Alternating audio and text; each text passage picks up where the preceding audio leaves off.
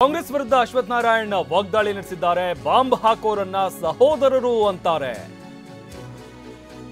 ನೇಹಾ ಪ್ರಕರಣದಲ್ಲೂ ವೈಯಕ್ತಿಕ ಕಾರಣ ಅಂತ ಹೇಳಿದ್ದಾರೆ.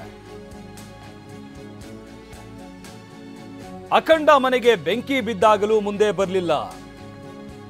ನೇಹಾ ಪ್ರಕರಣದಲ್ಲೂ ವೈಯಕ್ತಿಕ ಕಾರಣ ಅಂದಿದ್ದಾರೆ. ಆಸ್ತಿ ಮರುಹಂಚಿಕೆ ಮಾಡ್ತೇವೆ ಅಂತ ರಾಹುಲ್ ಹೇಳ್ತಾರೆ. ಕಾಂಗ್ರೆಸ್ ಇಸ್ ಡೇಂಜರ್ ಅಂತ ಅಶ್ವಥ್ ನಾರಾಯಣ್ ಕಾಂಗ್ರೆಸ್ ವಿರುದ್ಧ ವಾಗ್ದಾಳಿ ನಡೆಸಿದ್ದಾರೆ. ಒಂದ್ ಕಡೆ ಬಾಂಬ್ ಹಾಕೋರ್ನ ಭಯೋತ್ಪಾದಕರನ್ನ ನಮ್ಮ ಸೋದರರು, ಅವ್ರನ್ನ ಭಯೋತ್ಪಾದಕರು ಅಂತಲೂ ಕರಿಬೇಡಿ, ಬಾಂಬ್ ಹಾಕ್ತಿರೋ ಪರವಾಗಿಲ್ಲ ಅನ್ನುವಂಥ ರೀತಿಯಲ್ಲಿ ಇವತ್ತು ನಡವಳಿಕೆಗಳು ನಾವು ಕಾಣುವಂಥದ್ದಾಗ್ತಿದೆ. ಈಗ ಇತ್ತೀಚೆಗೆ ನಡೆದಂಥ ಹುಬ್ಳಿಯ ಘಟನೆ ವಿಚಾರದಲ್ಲೂ ನಾವು ತಗೊಂಡ್ರೆ, ನೇಹಾ ಹಿರೇಮಠ್ ಆ ಘಟನೆ ನಡೆದಾಗ ಯಾವ ರೀತಿ ಒಂದು ನಡ್ಕೋಬೇಕಿತ್ತು ಕಾಂಗ್ರೆಸ್ ಪಕ್ಷ ಜವಾಬ್ದಾರಿತವಾಗಿ ಆ ನಡ್ಕೊಳ್ಳೋಂಥ ಪ್ರಯತ್ನನೇ ಮಾಡಿಲ್ಲ. ಸ್ವತಃ ಅವರ ಪಕ್ಷದ ಕಾರ್ಪೊರೇಟರ್ ಮಗಳು,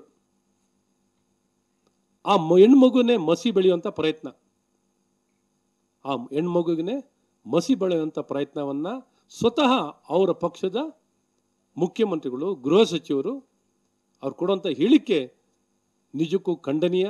ಅವ್ರ ಪಕ್ಷದ ಕಾರ್ಪೊರೇಟರ್, ನನಗೆ ಸಂಪೂರ್ಣ ನಂಬಿಕೆ ಇಲ್ಲ, ಈ ಒಂದು ತನಿಖೆ ಎಲ್ಲ ಒಂದ್ ಕಡೆ ಅವ್ರನ್ನ ರಕ್ಷಣೆ ಮಾಡುವಂತ ಪ್ರಯತ್ನ ಆಗ್ತಿದೆ.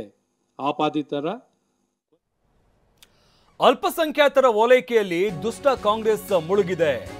ಮೈಸೂರಿನ ಪ್ರತಿಭಟನೆಯಲ್ಲಿ ಬಿವೈ ವಿಜೇಂದ್ರ ವಾಗ್ದಾಳಿ ನಡೆಸಿದ್ದಾರೆ. ನೇಹಾ ಕುಟುಂಬಕ್ಕೆ ಸಿಎಂ ಸಾಂತ್ವನ ಹೇಳೋದಕ್ಕೂ ಮುಂದಾಗಿಲ್ಲ.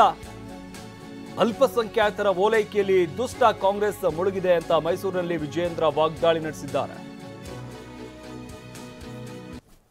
ರಾಜ್ಯದ ಮುಖ್ಯಮಂತ್ರಿಗಳಾಗಿ ಮತ್ತು 6.5 ಕೋಟಿ ಜನರಿಗೆ ರಕ್ಷಣೆ ಕೊಡಬೇಕಾಗಿರ್ತಕ್ಕಂಥ ರಾಜ್ಯದ ಮುಖ್ಯಮಂತ್ರಿಗಳು ತಮ್ಮ ಕೆಟ್ಟ ರಾಜಕಾರಣದಿಂದ ಅಲ್ಪಸಂಖ್ಯಾತರಿಗೆ ಸಂತೋಷ ಪಡಿಸ್ತಕ್ಕಂಥ ರಾಜಕಾರಣ ಮಾಡ್ತಾ ಇದ್ದಾರೆ. ಇವತ್ತು ನಿಮ್ಮ ಮನೆಗೆ ಬೆಂಕಿ ಹತ್ತದೆ, ನಾಳೆ ನಿಮ್ಮ ಮನೆಯಲ್ಲಿರ್ತಕ್ಕಂಥ ಹೆಣ್ಮಕ್ಳು ಅಷ್ಟು ಮಾಡಬೇಕಾಗುತ್ತೆ. ಹೊರಬರ್ಬೇಕಾದ್ರೆ ಅಂತ ಕೆಟ್ಟ ದುರ್ಮೂಲ ಬರ್ತಕ್ಕಂಥ ಸಾಧ್ಯತೆ ಇದೆ. ಈಗಾಗಲೇ ಎಚ್ಚರಿಕೆನ ಕೊಡ್ತಾ ಇದ್ದಾರೆ ರಾಜ್ಯ ಸರ್ಕಾರಕ್ಕೆ, ಎಚ್ಚರಿಕೆನ ಕೊಡ್ತಾ ಇದ್ದಾರೆ ರಾಜ್ಯ ಸರ್ಕಾರಕ್ಕೆ. ಮಾನ್ಯ ಮುಖ್ಯಮಂತ್ರಿಗಳೇ, ನಿಜವಾಗ್ಲೂ ಕೂಡ ನಮಗೆ ನಾಡಿನ ತಾಯಂದ್ರ ಬಗ್ಗೆ ಗೌರವ ಇದೆ. ನಾಡಿನ ಹೆಣ್ಣು ಮಕ್ಕಳಿಗೆ ರಕ್ಷಣೆ ಕೊಡಬೇಕು ಅಂತಕ್ಕಂಥ ಕಿಂಚಿತ್ತ ನಿಮ್ಮಲ್ಲಿ ಆಲೋಚನೆ ಇದ್ರೆ ತಕ್ಷಣ ಸಿಬಿಐ ಕೊಡಬೇಕು ಅನ್ನಕ್ಕಂತ ಸವಾಲನ್ನು ಆಗ್ರಹವನ್ನು ನಾನು ಮಾಡ್ತಾ ಇದ್ದೇನೆ. ಆಗ್ರಹ